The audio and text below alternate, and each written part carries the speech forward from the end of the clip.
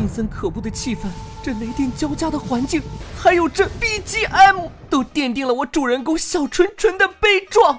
头门师兄弟还有婉儿师侄女都惨遭不测，宋缺这货还让不让我活了？我跟侯师兄的对话还没完成呢，万一侯师兄一口老痰哽住，我可能错失很重要的信息啊！咔咔咔，啾！我还不信了，在我的动漫里还有人能风头压过我？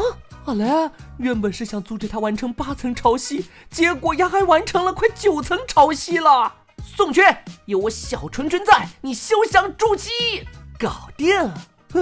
宋缺丫居然还留了大招，有没有搞错啊？我刚刚出大招，你居然还憋着！莫慌，我是男主小纯纯，气势不能输。白小纯，坠崖了！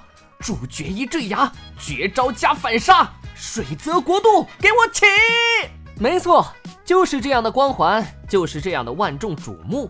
这柔和的光线，这肉眼可见的能量波动，我小纯纯终于天脉筑基成功了。婉儿师侄女到底在哪儿呢？同志们，快在评论区留言，助力我小纯纯找到婉儿吧！